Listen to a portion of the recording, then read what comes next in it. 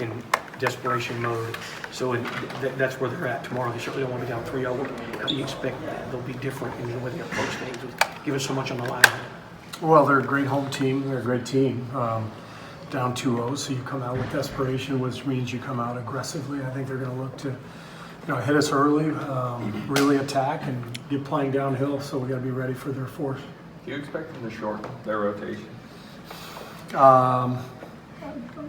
Who knows? Who knows? I mean, in general, in the playoffs, everybody kind of shortens their rotation a little bit.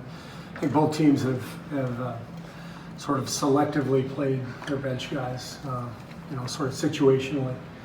And it's a tough matchup for both teams for the bench because you've got such elite one-on-one players, with Chris and James on their side, Steph and KD on our side. So it's tough to handle everything defensively. So I think that's why you haven't seen huge minutes off the bench for either side. You touched on it earlier in the first question, but what's the mindset that a team with the lead like you guys have, what's the mindset you have to have going into a game like this where you guys can just put a stranglehold on the series?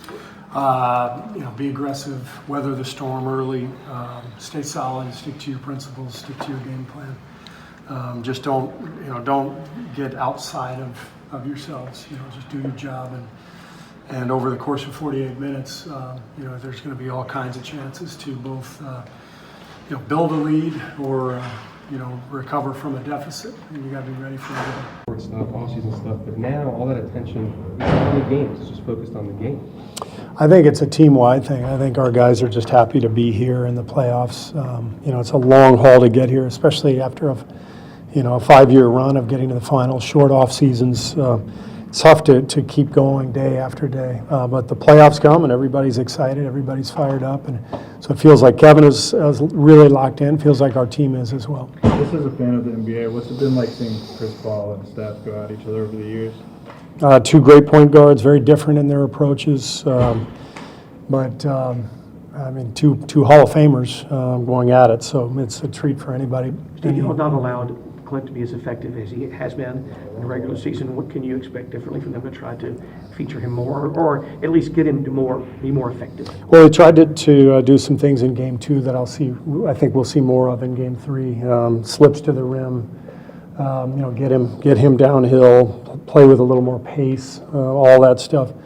And he's a good player. I mean, he's a handful, especially playing with James in that lob threat, and so they'll try to get all that stuff going, and we got to keep trying to thwart it. They've talked about pace and energy being issues. How much do what you guys do affect the opposition on things like that? We try to play with a lot of pace, a lot of energy as well. I think, the switching defense that you're seeing both teams employ does a good job of sort of slowing things down. It's hard to play with great pace when everybody keeps switching, and you can't really get traction in the possession. That's why they're a great defense. That's why we're a great defense. We got a lot of similarities in the way we play on that end of the floor. So it's not easy for either team to generate a lot of pace. Mm-hmm. Yes, Steve, to the point that you often make of paying attention to the turnovers and the number of possessions and shot attempts, what are usually the early indicators that you guys will be on the winning end of that? Turnovers. Yeah. If we turn it over early and we're careless with the ball early, that's a pretty good indicator. James and Chris isolated time and play kind of independently, quite a bit of attacking mismatches and whatnot.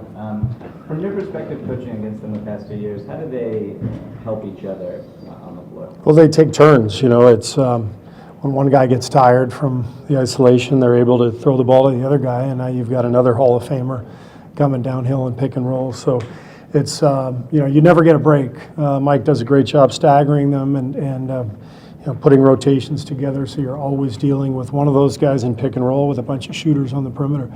It's really hard to defend them, and it takes great energy. But so far, through 2 games, we've done a good job of it. When you say Kevin is locked in, what defines at a technical or specific level him being at this level compared with when he's normally just really, really good? You can just see it, and you see it in his eyes, you see it in his movement. See it in his anticipation defensively. You know, the other night, first play of the game, he's at the rim, forcing Capella into a travel. That's an indicator. When Kevin is dialed in defensively, that's when we're at our best, and that's how he's been the first couple games of the series. At Rockets practice, Austin Rivers just said that what impresses him the most is how much effort y'all play with on every single minute of the game. He said he doesn't know where that comes from, coaching or leadership. If you could put your finger on kind of how you get that culture with these guys. Well, I think it's the competitive nature of our players. They're not only great basketball players, they're great competitors. I think it's also an indication of how much respect we have for the Rockets. They're a great team, and if you don't play with that intensity and that focus, you're going to be in some trouble. So just a combination of the above. Last series, it seemed like you guys were maybe you guys were on at times, but off. You know, you guys kind of took your foot off the gas. Yeah. What have you seen in this series that's different from the last series? But more of a sense of urgency right away. Obviously, the Clippers series, game 2, changed the entire series. You know, 31-point lead, and we blow it, and we lose the game. Now it's all different. So we did a great job of getting off to the right start in Oakland, winning 2, but playing hard throughout. So we're in a good position, but you know, it's a long way to go, and we know that.